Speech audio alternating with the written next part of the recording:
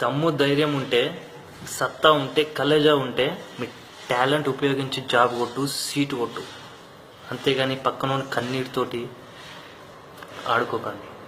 Talent ఉన్నోడేమో ఇంట్లో కూర్చుంటున్నాడు, లేనోడేమో రిజర్వేషన్తో పైకి వచ్చినోడేమో ఆఫీసులలో కూర్చొని ఏసీలలో కూర్చొని లంచాలు తిని పైకి వస్తున్నాడు. భయం మీకు ఒకటి చెప్తా. నాకు బాగా తెలిసిన ఒక బీటెక్ స్టూడెంట్ అడిగిన, ఎవరా ఇన్ని బ్యాక్లాగ్స్ ఉన్నాయి, చదవలేకుంటే ఏ డిగ్రీ ఏదో కోర్సు హోటల్ మేనేజ్మెంట్ తీసుకోవచ్చు కదా అని అడిగితే వాడు ఏమన్నాడు తెలుసా, బాగా చెప్పినావు అన్న,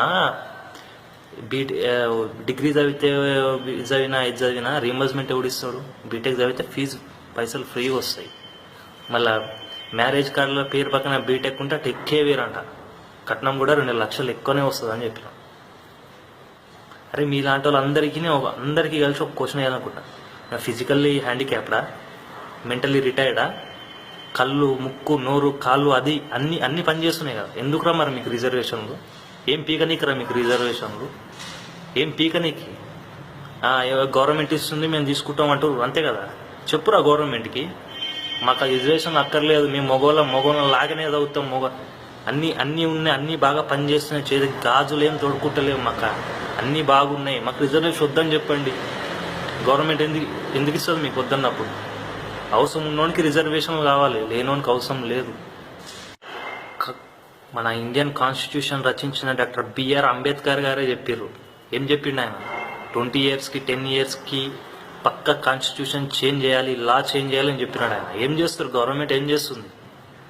ఆ చెత్త పట్టిన ఫైళ్ళు అవి అంతా అట్లే పెట్టినారు, కానీ ఒక్క నాయకుడు నా కొడుకు కూడా ఈ కాన్స్టిట్యూషన్ చేంజ్ చేసినోడే లేడు. మన ఇండియా కంట్రీలో ఉన్న ఒక కామెడీ విషయం చెప్పాలా, India is the only country which fights for backwardness. మేము వెనుకబడిన కులంలో కలపండి, మాకు చేత కాదు అని మొత్తుకున్న వాళ్ళలో మన ఇండియన్స్ తప్ప ఎవడు లేడు. మేము వెనుకబడ్డ కులంలో కలపండి గొడవలు ధర్నాలు రాస్తారోకలు చేసి మొన్న ఒక ట్రైన్ తగలబెట్టారు. నీకు అబ్బా సొమ్ము అనుకున్నావురా ట్రైన్? అది మా అయ్య సొమ్ము. అవును, మేము ట్యాక్సులు గీక్సులు అవి కడితేనే ట్రైన్ కొన్నారా, మన ప్రాపర్టీ రా అది. ఎవడిచ్చినాడ్రా మీకు ట్రైన్ తగలబెట్టమని? దొంగ నా కొడగలరా, ఎవడిచ్చినాడ్రా మీకు హక్కు? మీకు అంత మొగోళ్ళు అయితే పౌరుషం ఉంటే వెనుకబడ్డ కులంలో కలపండి అని కాదురా, రిజర్వేషన్ తీసేయని కొట్టాడంటరా, చరిత్రలో మిగిలిపోతారా. ఈ దొంగ నా కొడుకల్లా ట్రైన్ ఎవడు కలబెట్టమన్నాడ్రా మిమ్మల్ని? ట్రైన్లు బస్సులు మీ అయ్యా జాగీర్ అనుకున్నారా? మీ అయ్యా మీ తాత పంపించిన ప్రాపర్టీ అనుకుర్రా అది?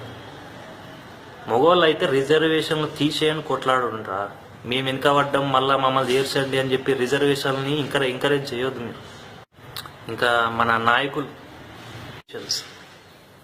ఆ కొడుకుల గురించి ఎంత తక్కువ మాట్లాడితే అంత బెటర్.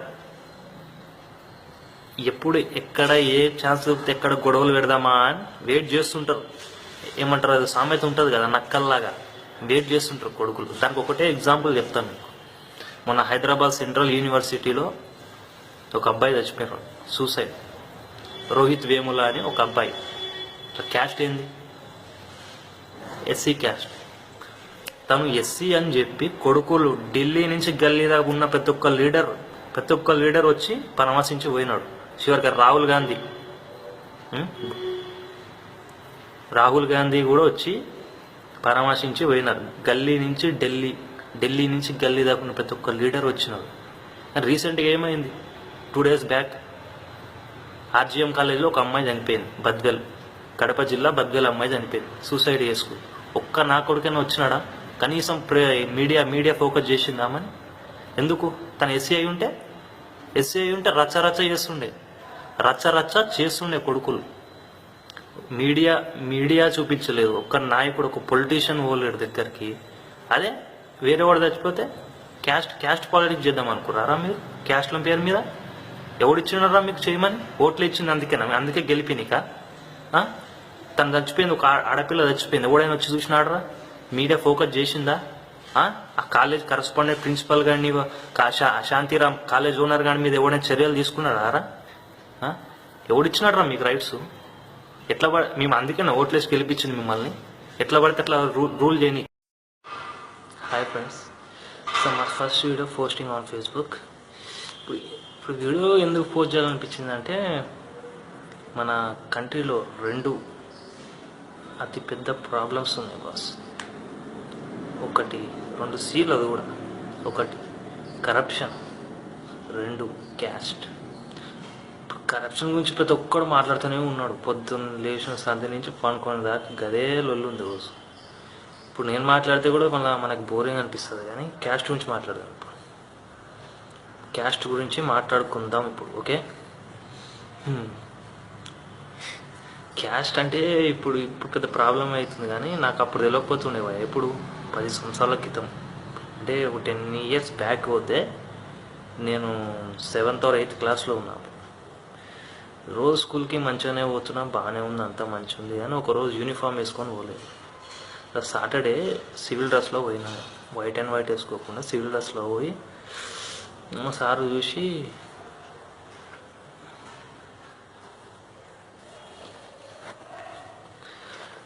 చూసి పిలిచి బాగా కోటింగ్ ఇచ్చి పనిష్మెంట్ ఇచ్చినాడు.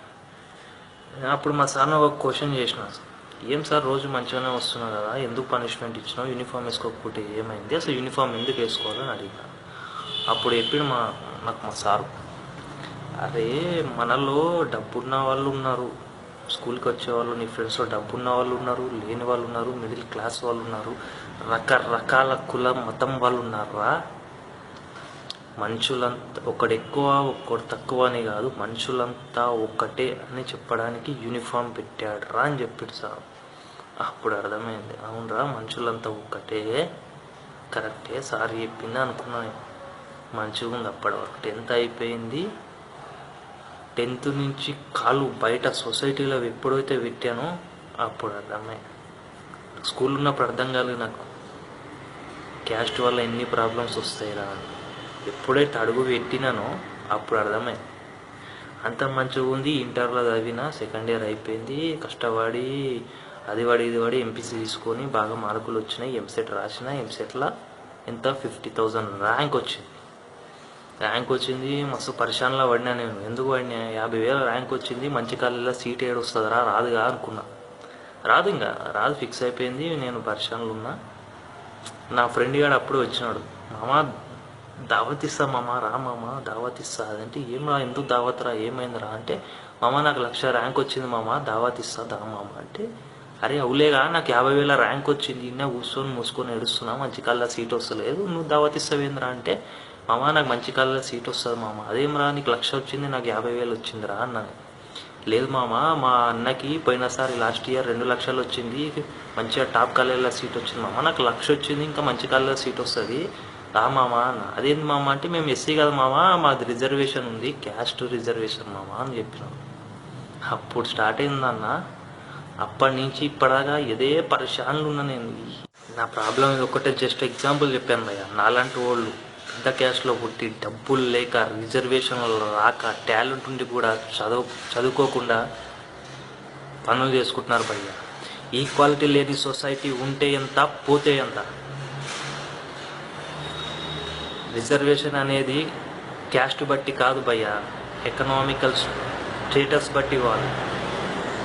అప్పుడే ఈ సొసైటీలో ఈక్వాలిటీ ఉంటుంది, లేకపోతే కుచ్ బి జాంతా నహీ ఇక్కడ. అదేంది భయ్య, పోలీస్ ఎగ్జామ్స్లో కూడా క్యాస్ట్ బేస్డ్ అంట. ఇక్కడ పొట్టిగా ఉంటే పోలీసా, పొట్టలు ఇంత వేసుకున్న తక్కువ క్యాస్ట్ ఉంటే పోలీస్ జాబ్ ఇచ్చేస్తారా? అందుకే భయ్య నవ్వుతున్నారు మన పోలీసులను చూసి. వేరే ఎస్టీ వాడు పొట్టి ఉంటాడు భయ్య, పొట్టలు వేసుకుంటాడు, బుడ్డ ఉంటాడు, రిజర్వేషన్లో పోలీస్ జాబ్ కొట్టేస్తాడు. టాలెంట్ ఉన్నోడు, పర్సనాలిటీ ఉన్నోడికి జాబ్ ఇయ్యరు భయ్య. అందుకే వేరే కంట్రీ వాళ్ళు, మా టూరిస్టులు కానీ వాళ్ళు వచ్చినప్పుడు మన పోలీసు వాళ్ళని చూసి నవ్వుతారు. అదే ఫారెన్ పోలీసు చూడండి భయ్య, మనం మూవీస్లో వాళ్ళు చూస్తాం కదా, 6 feet with 6 pack పోలీస్. వాడికి పొట్ట ఎంత వచ్చినా జాబ్ నుంచి తీసేస్తారు. అట్లాంటి సిస్టమ్ మనకు రావాలన్నా, వస్తేనే బాగుపడుతుంది, కంట్రీ బాగుపడుతుంది. అంతా టోటల్ నోట్ల రద్దుతోనే కాదు, టోటల్ సిస్టమ్ని చేంజ్ చేస్తేనే మన ఇండియా బాగుపడేది. అప్పుడే మనకంటూ ఒక బ్రాండ్ వచ్చేది.